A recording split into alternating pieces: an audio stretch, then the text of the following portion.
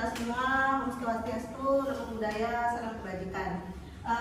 Hari ini saya, Ibu Ika Panggilintia, seperti biasa mengampu mata kuliah Bahasa Indonesia. Hari ini kita akan belajar tentang ragam bahasa. Ada baiknya sebelum kita mulai perkuliahan, kita mulai dengan membaca doa. Namun ini akan ada hal yang berbeda. Silakan untuk semuanya berdiri terlebih dahulu ya. Beratas menggapai bintang, tangan ke samping burung yang terbang, tangan ke depan ikan berenang, guru yang rapi siap berdoa. Silakan kepada Posma, boleh ke depan untuk memimpin doanya. Duduk aja. Baik teman-teman, untuk mengawali pembelajaran kita pada hari ini, alangkah baiknya kita mengawali dengan pembacaan doa. Berdoa dimulai.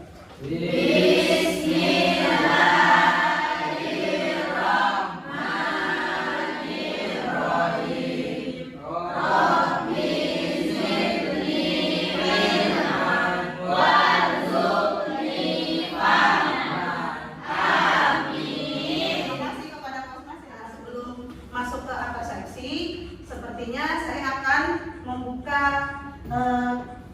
absen dulu, melihat apakah ada yang tidak hadir pada hari ini.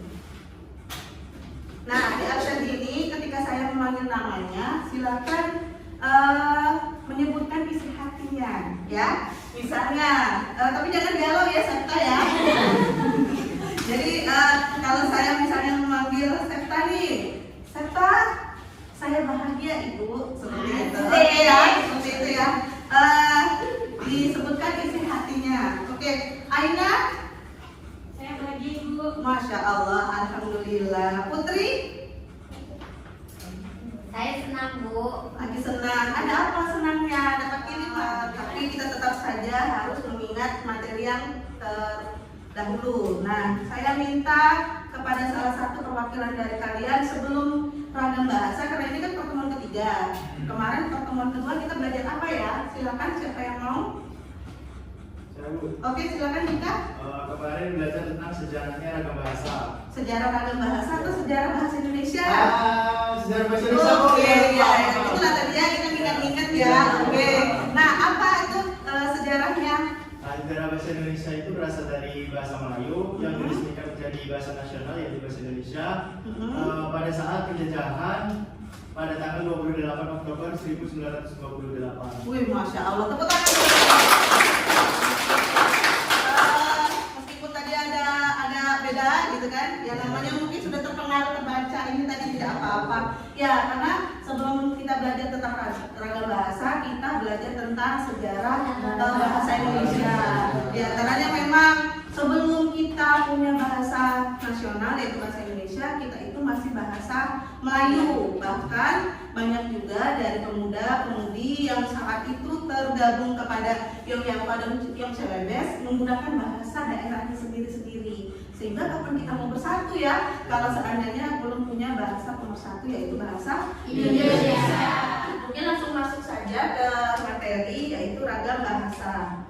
Nah, jadi seyogyanya bahasa Indonesia ini adalah mata kuliah wajib universitas. Maka kami para dosen memiliki capaian pembelajaran atau CPL. Nah, CPL umumnya itu ada dari sikap. Apakah mahasiswa bertakwa kepada Tuhan yang Maha Esa. Makanya kita tadi di awal pastinya memulai dengan berdoa.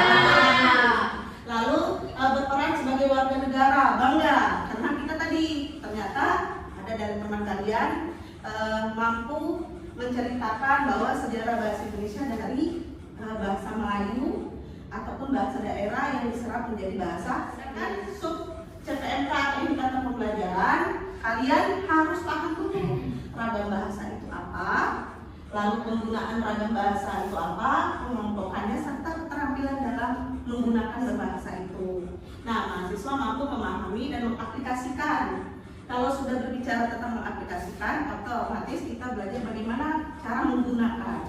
ragam bahasa dalam kehidupan Sehari-hari. sehari-hari. Nah, saya minta kepada Aina untuk membacakan coba yang Christine Riyadi ini. Boleh? Bebas?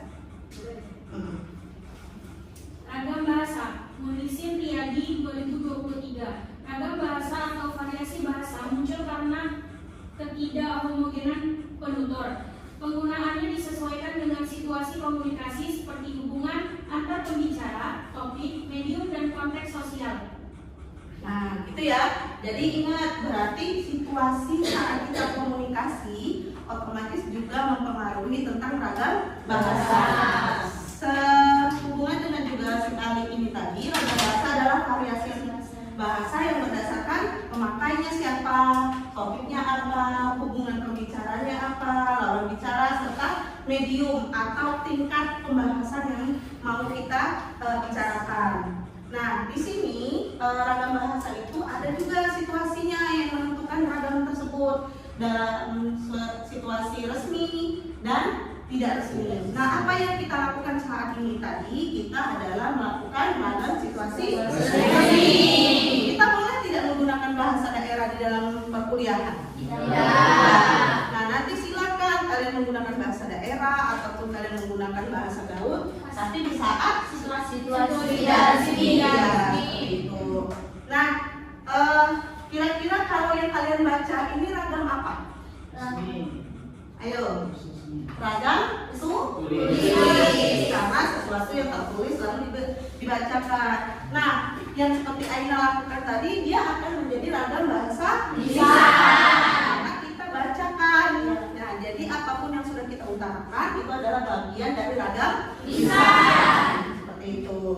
Nah, biar kekinian, nah seperti itu ya.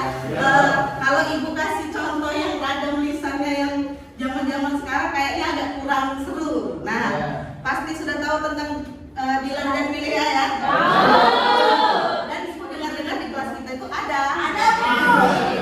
Nah, oke, silakan ibu minta tolong Aceng, Ceng. Mau dengan siapa, Ceng? Iya. Oke, silakan Aceng dengan Zah. Eza.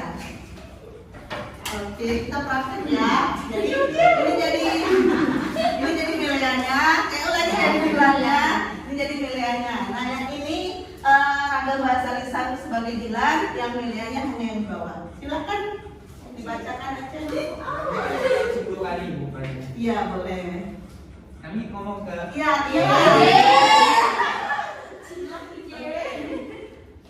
kayak mana bu? Iya, kan itu Milea. Harus mengekspresikan apa gimana? Boleh, karena dia lisan kan. Jadi aku bagaimana kita mengekspresikan bahasa lisannya.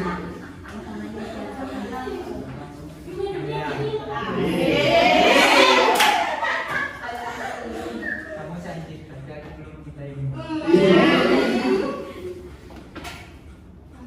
Gak tahu kalau 23 tahun lagi, tunggu saja. Perasaan dialognya Iya. nggak gini. Oke, terima kasih kepada Ina. Ya, jadi apapun yang diutarakan itu adalah bagian dari ragam lisan. Nah, di sini ada ragam tulis. Nah, balik lagi nih kepada kisah Dilan tadi ya. Jadi ada saya lihat di film itu dia memproklamasikan kisahnya. Nah, apakah ini juga ada yang mau membantu mengalihwahanakan dari ragam tulis menjadi ragam lisan?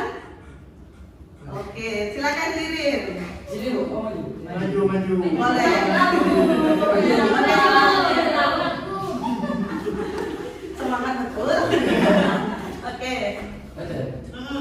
Proklamasi. Hari ini di Bandung tanggal 20 Desember 1960, Dilan dan Milea dengan penuh perasaan telah resmi berpacaran. Hal-hal mengenai penyempurnaan dan kemesraan akan dilaksanakan dalam tempo yang selama-lamanya. Dilan 1960. Kalau baca yang kayak gini kayaknya cepat ya. Oke, lanjut ya. Nah, dalam ragam bahasa lisan itu kita harus tahu dulu ada unsur-unsurnya. Di antaranya adalah suprasegmental atau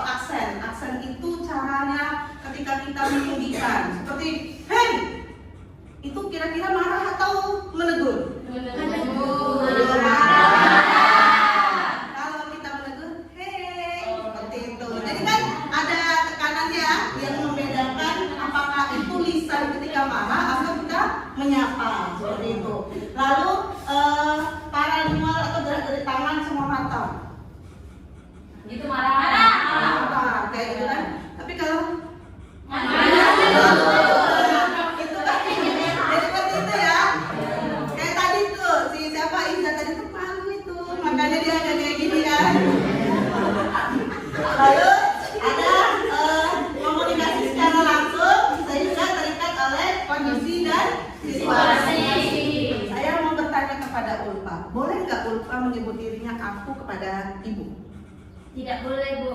Bolehnya apa? Saya. Saya. Nah itu karena memang ada sesuatu yang terikat. Boleh tidak ibu manggil lupa itu kau? Tidak, Bu, karena tidak bagus. Iya, lebih bagusnya apa? Kamu atau Anda. Seperti itu. Jadi memang ada sesuatu yang terikat oleh kondisi, situasi dan Waktu. Waktunya apa? Oh, saat pembelajaran. Situasinya saat resmi. Lalu kondisinya saya adalah yang dituakan dan itu adalah mahasiswa saya. Seperti itu ya. Terus struktur kalimatnya yang kurang baik dan tidak menghambat komunikasi. Dengan artian kalau yang namanya lisan itu lebih memudahkan tahu struktur. Karena kalau kita ngecek, ini marah dah yo, ibunya marah dah ya. Karena kenapa? Ternyata ada tanda seru. Nah seperti itu. Jadi kalau di dalam lisan itu kita lebih mudah dalam berstruktur kata. Nah kalau tulis ya lebih unsur. Makanya kita tidak tahu kalau dicek itu tuh dia marah atau biasa aja gitu kan. Lalu di sini komunikasinya secara tidak langsung. Nah, di sini ditinjau dari berdasarkan hubungan antar penutur. Jadi antar penutur ini saya penutur. Lalu kamu juga penutur. Jadi antar manusianya seperti itu. Ada ragam bahasa resmi, ragam bahasa santai, ragam bahasa tidak resmi, sama bahasa lawan. Saya punya salah satu contoh puisi yang sudah pernah saya tulis, tapi saya mau minta perwakilan deh yang bacakan, tidak usah sampai full satu bait saja, tidak apa-apa. Siapa yang bersedia? Oke, Arum, silakan Arum. Rum, coba bacanya lebih dihayati Rum. Iya. Boleh. Lihatnya boleh ke depan Rum. Malu. Iya. Melepasmu. Aku tidak memiliki hak untuk kamu. Kembali pada rasa yang sama. Aku hanya memiliki hak untuk memendam rasa katamu. Mari kita berteman. Waduh, dalam sekali jadinya ya. Jadi ini bisa saja menjadi bagian dari ragam bahasa tidak resmi. Karena memang apa yang tidak teratur itu bisa ditulis secara tidak resmi. Tetapi kalau yang tadi resmi adalah sesuatu yang ditulis harus baku. Nah sebelum kita ini, ibu punya kuis seperti itu ya. Ibu punya kuis tentang ragam bahasa. Jadi ibu mau ngetes betul nih. Udah paham belum nih tadi yang sudah dijelaskan? Sudah, Bu. Iya nih ya. Oke. Kita mulai ya. Siap, Bu. Iya.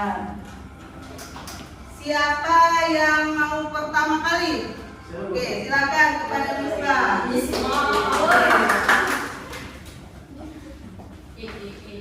Boleh dipilih. Bebas, Bu. Ya. Oke, praktikan ragam bahasa formal ya. Oke, silakan. Mau ya. Bahasa formal yang saya lakukan ini kata sambutan. Oke. Hadirin semua, untuk mengawali sambutan ini, marilah kita memanjatkan puji serta syukur atas kehadiran Allah Subhanahu wa taala.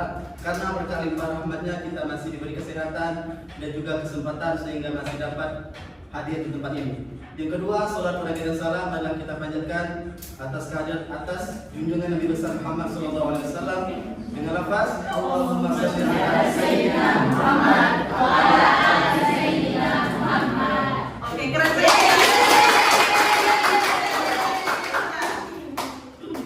Oke, yang kedua siapa? Oke, Septa. Ayo.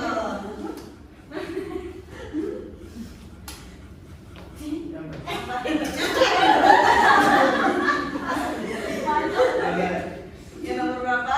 8, Bu. Nomor 8. Oke. Praktikan ragam bahasa kamu. Oke, ini boleh ini ya, boleh berpartner ya kalau mau ngajak ada teman yang mau diajak. Dika dengan itu, Bu. Pipit. Pipit, oke. Mau nggak dia? Murah, Bu. Oke, silakan. Kepada Dika dan Pipit diajak sama Fitri nih. Diajak sama Septa. apa dari bahasa ragam daerah ya? Iya, menyebutkan bahasa daerahnya Oh, masing-masing. ini orang Jambi nih, ya bahasa daerah. Oke, karena ragam bahasa daerah boleh ya kita dia menggunakan bahasa daerah. Oke, bahasa apa aja? Yang pertama makan.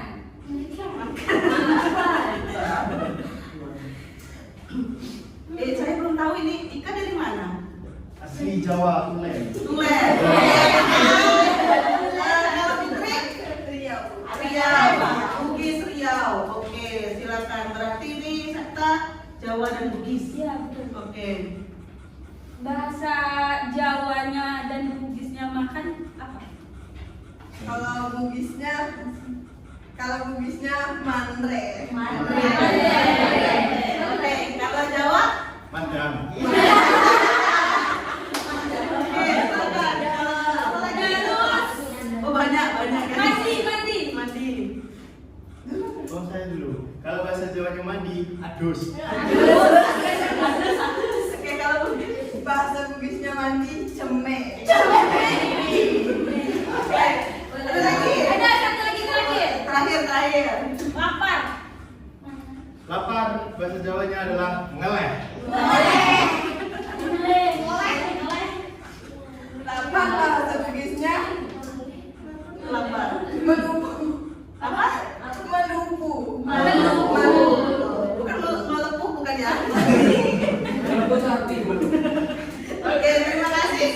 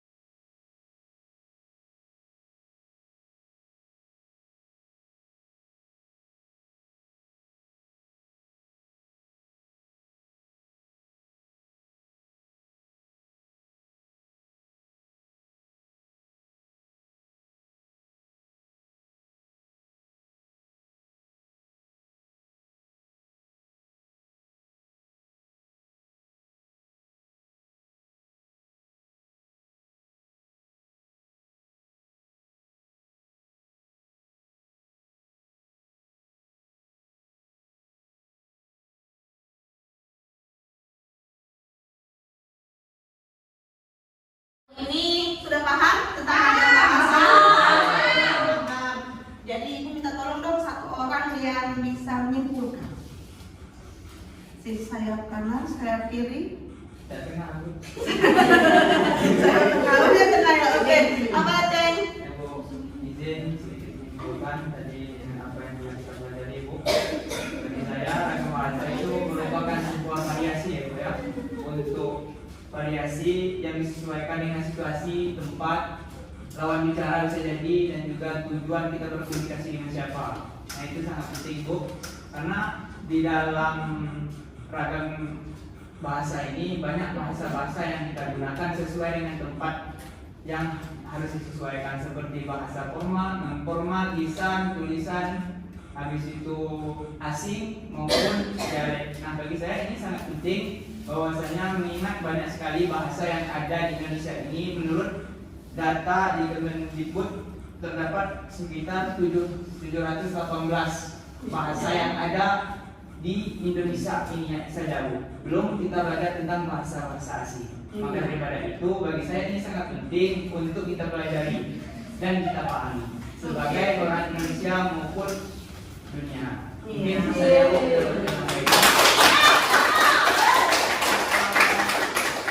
Keren sekali Aceh, simpulannya. Jadi kita itu memang harus belajar tentang ragam bahasa itu karena kita khususnya ya, kayak kita besar di Jambi, kuliah di Jambi, jangan cuma tahu bahasa Jambi. Iya, kayak tadi kita akhirnya tahu kalau bahasa Jawa itu mandi tuh aduh, bahasa apa namanya tadi? Bugis. Tadi apa?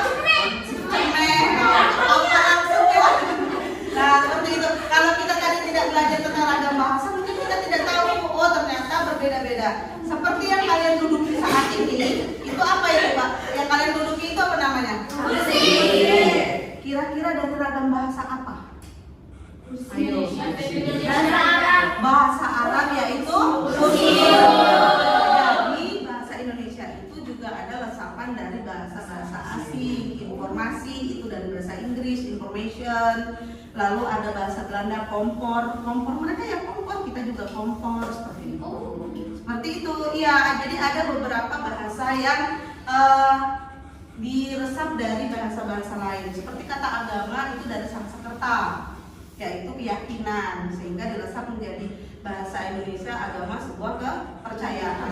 Seperti itu. Nah, ada sedikit pantun dari saya. Iya. Ibu gemoy senyum manja. Mengajar mahasiswa dengan hati ceria. Waktunya pulang telah tiba, tapi jangan lupa baca materi selanjutnya. Nah, ngomong materi selanjutnya, Ibu ada tugas. Nanti Ibu akan kirim link tugasnya ke dalam grup kelas. Jadi besok itu kita akan mempelajari tentang kalimat efektif dan tidak efektif. Jadi silakan nanti per kelompok yang tadi sudah kita tentukan, silakan membuat setidaknya masing-masing 5 kalimat efektif ke 5 kalimat tidak efektif. Bisa dimengerti ya? Bisa. Oke, kita terus semangat dulu untuk ngomong ke kelas seperti itu. Arun, tolong tutup dengan tepuk semangat. Oke, silakan. Tepuk semangat. Ya, ya. Oke. Tepuk semangat. Semangat.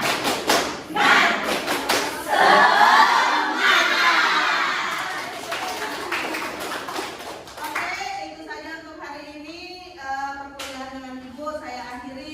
Wabillahi taufiq wal hidayah. Wassalamualaikum warahmatullahi wabarakatuh.